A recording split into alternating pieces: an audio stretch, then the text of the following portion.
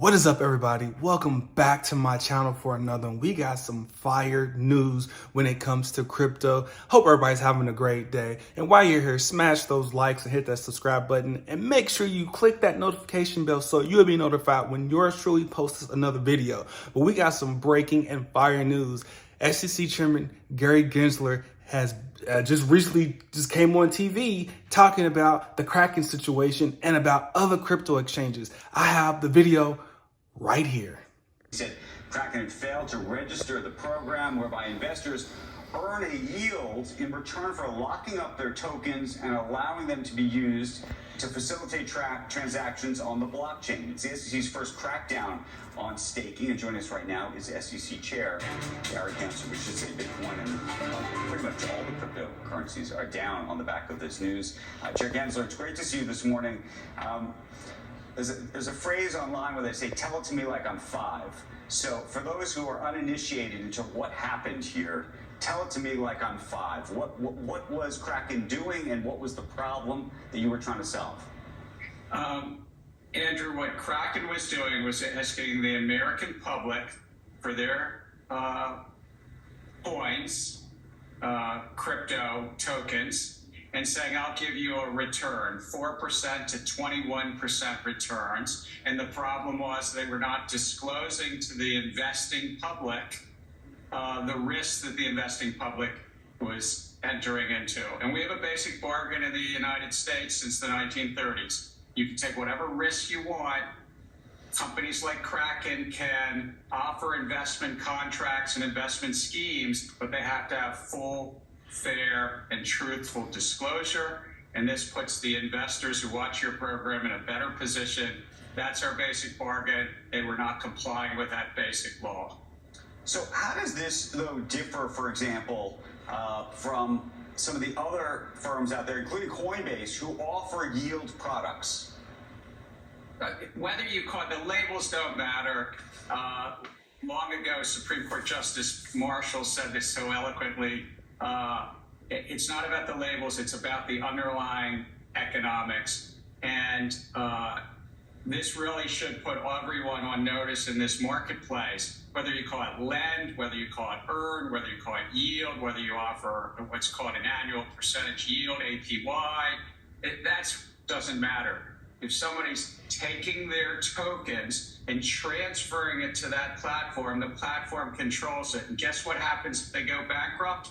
You stand in line at the bankruptcy court. There's a saying in crypto that says, not your keys, not your coins.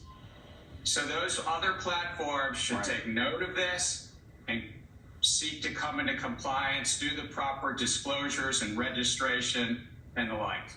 Okay, so but here's one of the big issues, as I think you know, which is this staking service is going to no longer be available to customers in the U.S. But interestingly, they're going to still offer the same product internationally, abroad, outside of the United States. And so it raises this larger policy question as to whether crypto, these types of products just move offshore. Maybe that's what you want, and that's a good thing. But then whether what you do about the American citizenry who's then using VPNs and all sorts of other things to skirt around what's happening here. Look, we're technology neutral at the SEC, but we're clearly very focused on investor protection. 330 million Americans are our clients. These firms, Kraken knew how to register, others know how to register. It's just a form on our website. They can come in, talk to our talented people in disclosure review teams, and if they want to offer staking, we're neutral. Come in, register, because investors need that disclosure. What are you doing with the tokens? Are you trading against the tokens? Are you borrowing against the token? Are you using them for your own purposes? And we've seen this in the crypto field. So investors not only need that disclosure, but it's the law. Gary, I want to read you something. This is Hester Pierce, someone you know well. He's a Republican commissioner of the SEC. Great respect for my fellow commissioner. He disagreed with your decision. She did. I'm sorry. She disagreed with the decision. Let me just read you something. Using enforcement actions to tell people what the law is in an emerging industry is not an efficient or fair way of regulating, she says. Moreover, staking services are not uniform, so one-off enforcement actions and cookie-cutter analysis does not cut it. A paternalistic and lazy regulator settles on a solution like this one in this settlement. What is your reaction? Well, the commissioner and I have a very good relationship. We chat regularly and have lively policy debates and debates around these matters. Let me step it back. The SEC staff is really dedicated, serve the public, work hard staff. And we have for decades used the various tools Congress has given us to protect the investing public. And if that means somebody is breaking the law, non-compliant, we do use enforcement. Where there are authorities that Congress has given us, we do write regulations, and we do both. And I would even just say, if you look at the history of insider trading, a lot of what we've done around insider trading starting decades ago was through enforcement actions. This is not something new at all.